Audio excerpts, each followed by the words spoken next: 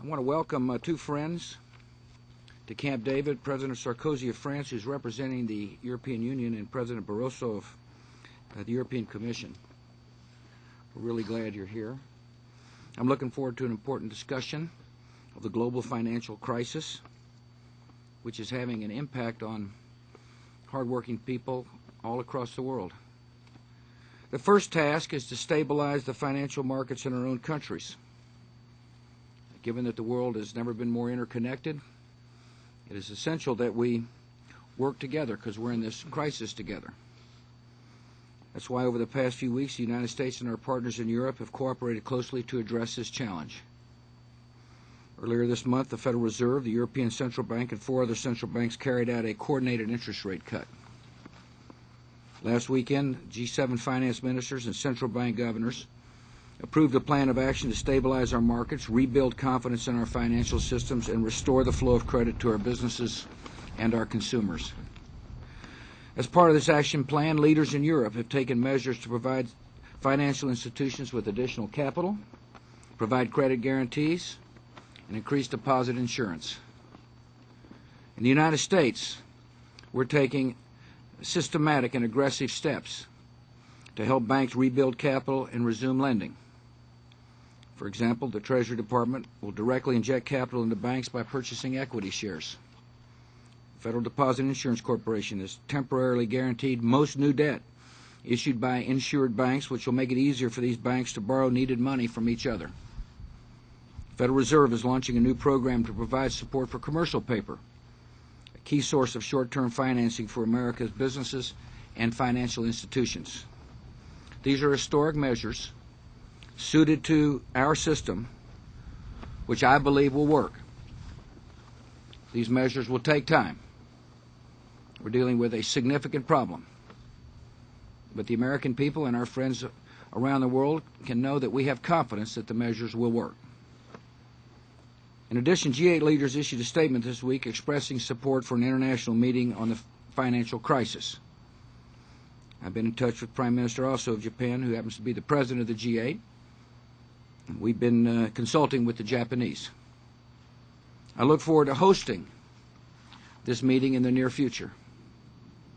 Both developed and developing nations will be represented. And together we will work to strengthen and modernize our nation's financial systems so we can help ensure that this crisis doesn't happen again. For this meeting to be a success, we must welcome good ideas from around the world. So I'm looking forward to hearing from President Sarkozy and President Barroso this afternoon, and from other leaders in the days ahead. And of course, I'll share my ideas as well.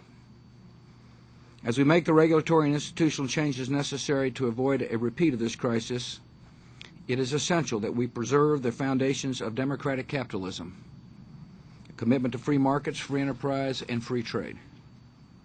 We must resist the dangerous temptation of economic isolationism and continue the policies of open markets that have lifted standards of living and helped millions of people escape poverty around the world. This is a trying time for all our nations. I am confident that we will overcome the challenges we face. With determination and focused action, we will weather this crisis, return our economies to the path of prosperity and long-term growth. Mr. President. Well, thank you.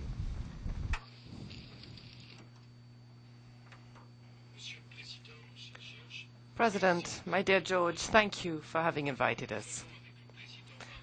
We, by that I mean I myself and President Barroso, have a mandate from the 27 members of the European Union to come here and say first and foremost that this is a worldwide crisis and therefore we must find a worldwide solution. Each region of the world, each part of the world, to begin with the United States and then the European countries and now Asia, are trying to find an answer to the crisis. But this answer will be all the more effective insofar as we find it together, we speak with one and the same voice, and we build together the capitalism of the future. I say things that I deeply believe here. This may be a great opportunity if we do not fall back into the hateful practices of the past, practices that have led us exactly where we are right now.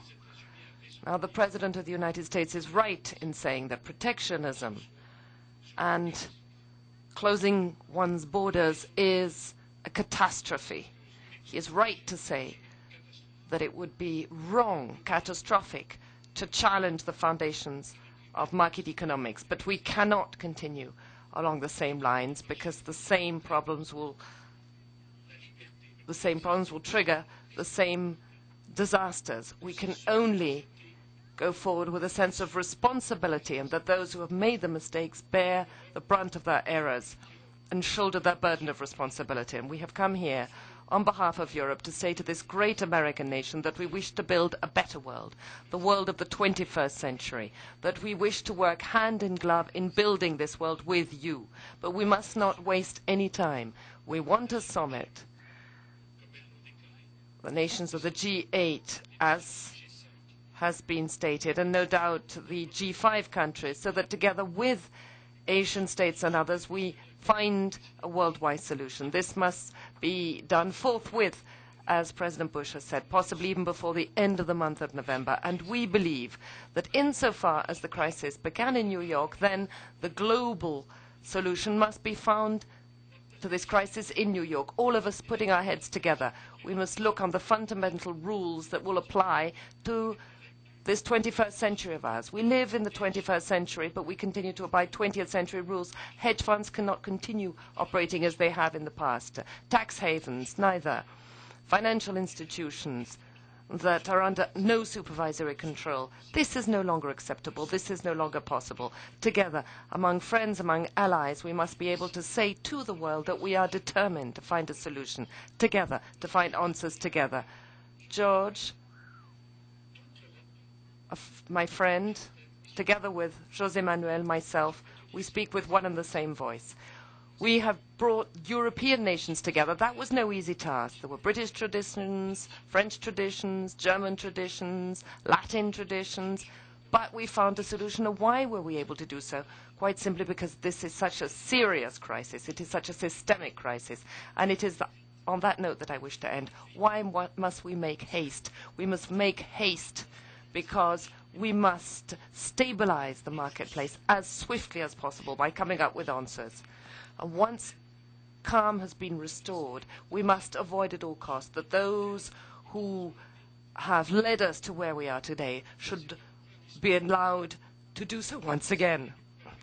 We believe in the capacity and the ability of the American people to come up with the answers the world is waiting for, is expecting.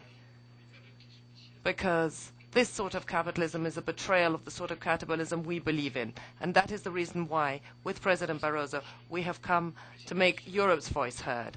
And next week we will be chairing the Europe-Asia Summit and get across the same message. In today's world, this world of ours, we cannot leave anyone out of the global, worldwide solution that we need to this crisis. Thank you, Mr. President, for having invited us. Thank you for using your term of office right up until the very end to help the world find the answers to a crisis that we must contain. We must not give way to fatalism. George, thank you for receiving us here at Camp David. This is a global financial crisis that requires global solutions. Europe is taking decisive action. Our 27 member states and the European Union institutions have worked and have agreed this week on a common framework for their actions to deal with the financial crisis. This includes measures to address liquidity in interbank markets, recapitalization of banks, and guaranteeing households' deposits.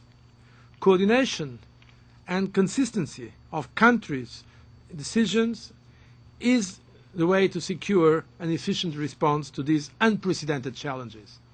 For these unprecedented challenges, we need an unprecedented level of global coordination.